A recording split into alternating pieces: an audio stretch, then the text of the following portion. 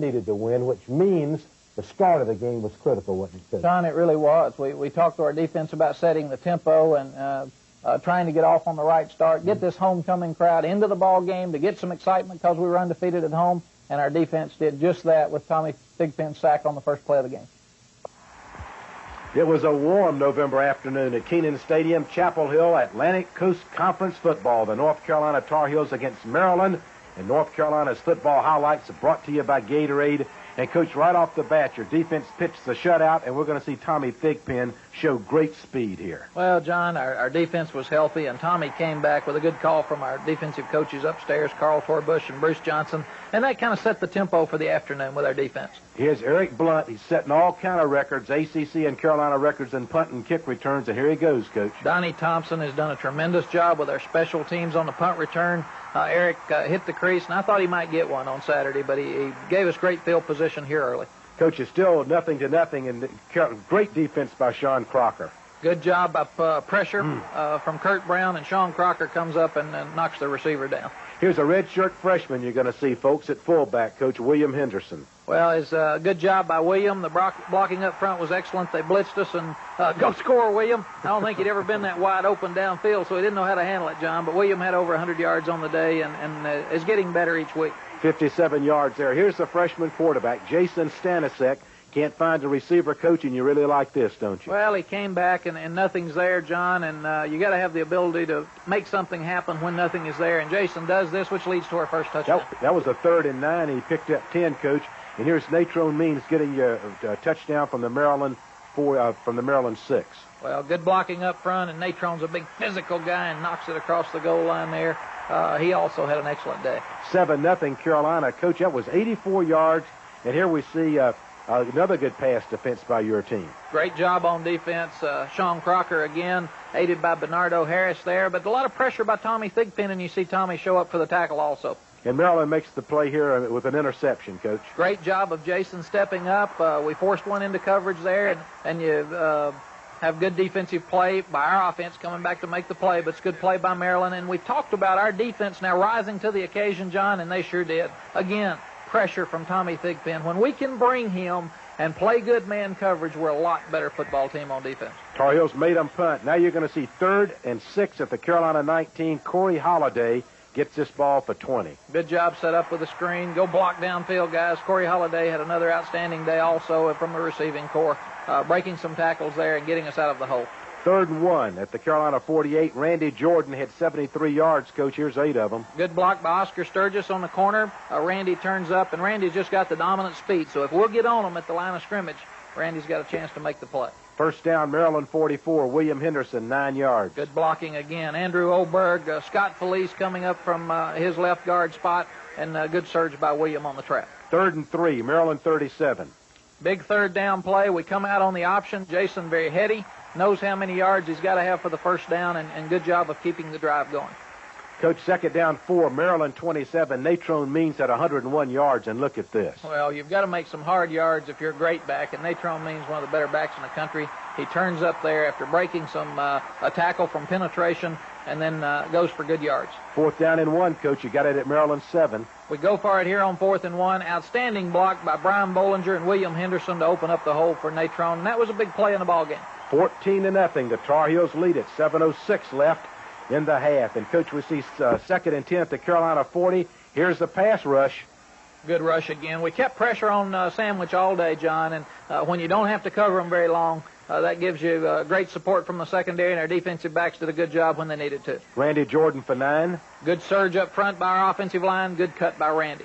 2nd and 1, Carolina 39. Fullback Mike Falkerson for 9. Good job by Mike. He faked the sweep, turns up inside on the belly, and got some big fullbacks in there that made a lot of yards on Saturday, John, and that helped open up some other things for us. You like this throw by Stanisek. Good timing by Jason. He got back, he turned the ball loose, and hit Corey for the first down.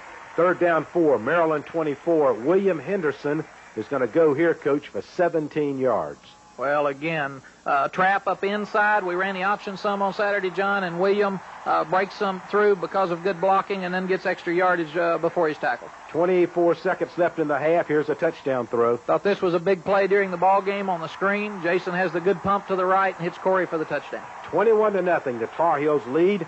80 yards on that drive in 12 plays. And, Coach, here is Tommy Smith on the last play of the half is going to make a good interception. Well, John, we had the tremendous drive, pressure again. Tommy jumps up. We just barely run out of time because we've got good blocking from Ray Jacobs there, Eric Gash, Dwight Hollier, guys leading the play back, but we didn't have enough time left to try a long field goal. North Carolina at halftime, however, 21, Maryland nothing. We're going to come back to show you second half highlights after these messages. 21-0, and when you got your team together in the locker room, what was the message? Well, John, the best thing is our seniors had the message. They said it goes back to 0-0. We can't let up. Maryland did a tremendous job coming back on Wake Forest a few weeks ago in Winston-Salem, and we could not let up and had to play the second half with the same intensity we did the first. Coach, we're going to pick up defense. J.R. Bolden right here. J.R. got double teamed, came out of it on their counter play, and makes a good play for a loss. Second, 7, Carolina 32. Maryland trying to get back in it, and Eric Gash comes up with an intercept. Here they've got some pressure on Wycheck on the reverse throwback pass, and Eric Gash makes a good play for the turnover. And, Coach, North Carolina had to punt. We're going to pick it up 2nd and 10 to Carolina 48, and Michael Payne, who's given you some good plays, too. Mike had a couple of batted down passes last week. He's so quick from up at Winston-Salem. Michael makes a good play here for the big loss. Tar Heels get it back 1st and 10 at the Carolina 19, and Natrone Means 9 yards. Good blocking up front. On the sprint draw, he bounces it outside, and this guy usually makes some yards after they make contact with him, John.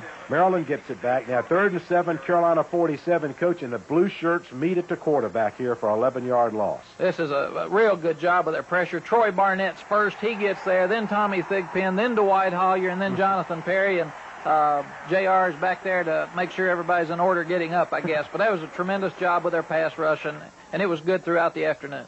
2nd and 9, Carolina 30, Stanisic to Eric Blunt. Good block on the corner by William Henderson. Nice throw into Eric. 2nd down and 4, Coach. Maryland 49. You're going to throw a screen to Natrone Means and gain 10 yards. We had some trouble moving it here in the third quarter, but Natrone gets the ball. Good job by Randall Parsons out front, our center, for the first down. Coach, we move now to the 4th quarter. 2nd and 11 at the Maryland 40, and look at Natrone here. A great job of blocking up front, and then Natrone will do the rest. Go score, Natrone. Got people on both sides. Good effort taking it down toward their goal line. North Carolina had the drive bogged down. 4th down 4, Maryland 6. Clint Waltney kicks a field goal from 23 yards. John, we felt like this really put them out of the ball game because now they've got to score 4 times, so that was a big play in the game. 24-0 North Carolina. And Dell Jones makes a play. Again, good pressure by our defense. The ball has thrown a little bit high, and Dell makes the good play. 4th down and 5 at the Maryland 17. The Tar Heel defense just won't let Maryland move. Eric Blunt, Coach, gets this punt. Good hold up by our punt return team. Eric has trouble finding a place to go. Jimmy Hitchcock, a good job there of not clipping, and then Eric takes it back down their boundary to give us good field position. 19-yard return for Eric Blunt. 1st down 10, Carolina 41. Natrone Means for 11 yards. Good job again up front. Natrone making some people miss him. Ran over the official there, John, as he got his last 2 yards. Coach Randy Jordan, what great speed. 2nd and 7. Look at this for 15. Excellent cut by Randy. Good blocking by Deems and Brian Bollinger. Excellent job here of picking it up in the third quarter after we had some trouble moving it early. 1st and goal at the Maryland 2, and the Terps get a turnover. Well, we tried to fake off tackle here. We wanted to get Jason as much experience as he can. We've got to get rid of that ball in this situation, but that's one we'll learn from, John. Coach, the Tar Heels get it back. 1st down 10, Maryland 42. Randy Jordan again for 11. Excellent job of handling the option by Jason. He gets it pitched out after he ties up the end of Randy for a 1st down. Coach, another young player that you like a lot, linebacker Kerry Mock's going to make a good play here. Kerry makes a real good play here, John. It was great to get to play a lot of the young guys in the 4th quarter. A true team victory for the Tar Heels, Coach. Congratulations. North Carolina 24, Maryland nothing. North Carolina football highlights brought to you by Gatorade. The big win over Maryland puts North Carolina's record at 5-3 overall, 2-3 in the Atlantic Coast Conference. And we're going to come back and meet a couple of North Carolina offensive linemen after this from First Union.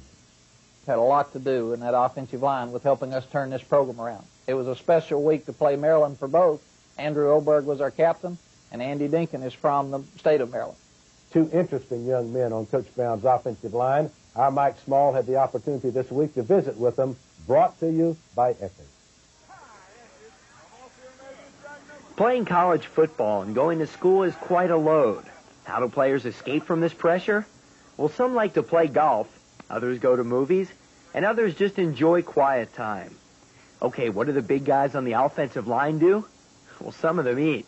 As an offensive lineman, you can't really discuss your problems unless you're discussing them on a full belly, and this has pretty much been the avenue we've gone when we've had a problem. That avenue usually leads towards Franklin Street in downtown Chapel Hill to the Rathskeller restaurant. It's been a version of television's Cheers, a place to go where everybody knows your name. But as UNC offensive tackle Andrew Oberg points out, place doesn't matter that much to Andy Dinkin as long as there's food there. He enjoys his food. I mean, there's no doubt. Andy's a connoisseur of food. I mean, he knows the best places in Chapel Hill to go. I think he's been to all of them. And, although I think his eating prowess is maybe blown out of proportion because Andy is a svelte 270. He's a good-looking kid, even though he loves to eat. Dinkin and Oberg have been roommates for 4 of the last 5 years. Dinkin says he's enjoyed most of the time because he says it's easy to get along with someone who's rarely awake. Rumor has it that Oberg's hero is Rip Van Winkle. The man loves to sleep. I remember one time before practice, Andrew leaned back in his locker and fell asleep. We had to wake him up and tell him it was time to take the field. And how about Dinkin? Well, Oberg says his roommate spends so much time on the phone that they even wrote a song about it. On the phone again. Andy can't wait to get on the phone again. He can't wait to call his best friends. Andy can't wait to get on the phone again. Dinkin and Oberg share a lot of laughs and a special friendship. They depend on each other. For example, Dinkin had to talk Oberg out of quitting football before his junior year. It was going to be Oberg's first year as a starter, and he wasn't sure if he was ready for it. And Andy, pretty much reassured me that, hey, I'd come this far, I'd won the starting position, and now it's my time to, take charge. But I just kind of reminded him about the things we talked about as freshmen and sophomore before we had really gotten our opportunity to play, and reminded him of the goals and dreams we had both set out for ourselves. And just giving him that little push, I think, was enough to make him realize that sticking with football was the right decision to make. Dinkin has had some injuries this season, a pulled hamstring and now an elbow problem. Anytime you get an injury, it's tough, but in your senior year, when you have such high aspirations for yourself and the team, it can be especially difficult. But having Andrew there as my roommate and friend has really helped me. He's been a pillar of strength for me when I've gotten down on myself and just told me to keep my head up and keep fighting through the end of my senior season and finish it up on a good note. I just love him to death. I'm glad that, we had a chance to be together all these years. Well, it's easy to see that Andrew Oberg and Andy Dinkin are a couple of close friends on this North Carolina football team. And we had a chance also this week to visit with a former Tar Heel defensive lineman, Ron Burton, who graduated in 1986, tremendous student, went from Carolina to the Dallas Cowboys, and now with the Los Angeles Raiders, he's on injured reserve, and while he's recovering from that injury, he's working with some of North Carolina's student athletes in the Carolina Academic Center. Mike Small had a chance to catch up with Ron Burton, brought to you by the Red Roof Inn. With the Los Angeles Raiders after starting his career with the Dallas Cowboys.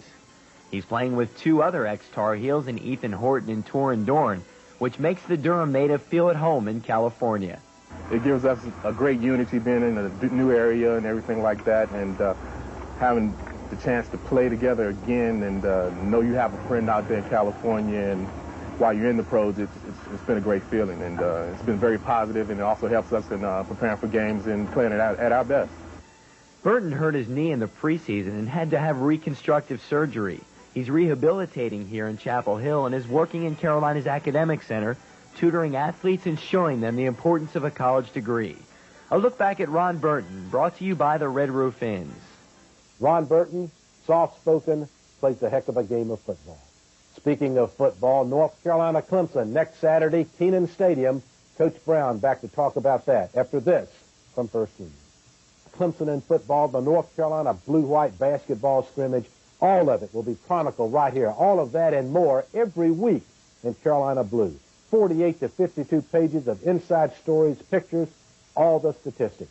Credit card orders can dial right now at 1-800-637-2583, only $37 for a year's subscription. One of the interesting things, Coach, is that the North Carolina defense, for the first time this year, at least it was the healthiest it had been all year, and you could see that cohesiveness coming back. John, you sure could, and I thought our defensive coaches had a tremendous plan, and they were able to have the same guys out there all week that were able to practice. And another thing we talked to our team about, we haven't been able to respond to the other side of the ball this year. We make a long drive, we put the ball inside the 10, and then our defense allowed the other team to get off, or the defense gets the interception like Tommy did 2 weeks ago, but the offense can't drive it and score. And I felt like in this game, John, for the first time in a long time, each side responded to the other, and the team was more cohesive, and that was really encouraging because we've got 3 tough weeks left at home, and we've got to play at least that well to have a chance. Coach Jason Stanisic, as we said, your true freshman, took over at quarterback in the game. The team really came together, rallied around him to help him get through that game. John, they did, and as I said earlier, I was very proud of our offensive and defensive team rallying around Jason. I was very proud of Todd Burnett and Chucky Burnett. They've both been out there as freshmen. They understand the pressures. They were very encouraging to Jason on the sideline, and we're going to need all 3 of those quarterbacks in the next 3 weeks to be able to have a chance to win. We want to tell you before we forget this, of course, North Carolina Clemson next week at Kenan Stadium. That time has been moved to 7:30 p.m. next Saturday night. So that's the kickoff, and you talk about the Tigers, Coach. You talk about one of the top teams in the country. John, they're one of the top teams in the country each year. Coach Hatfield's done an outstanding job, and there'll be a lot of electricity in that stadium on Saturday night from both teams, and I know our guys will be excited, but we've got the biggest challenge we've had all year because Clemson is obviously one of the best teams in the country, if not the best. Coach, another thing that's interesting is to see the Carolina football team building confidence. You could see it in the game against Maryland, I thought. Did you think that? Very much so, John. We said that it's been a tough year. The expectations were probably higher than they should have been in many cases at the start of the year. Our team played well in some games and maybe didn't get the credit that we felt like they deserved for it, and I think they let it affect them some, and they didn't feel good about the way they were played. So after their loss last week, they said, let's play with some confidence and have some fun on Saturday and get back to enjoying football a little bit, John. And I thought they played with much more confidence, which leads to more enthusiasm and bigger play. Well, Coach, next week is going to be a beautiful night in Kenan Stadium, Carolina, Clemson. Good luck against those Tigers. Thank you, John. Thank you for watching the Mack Brown Show. Come back with us next week. We'll show you highlights, North Carolina and Clemson.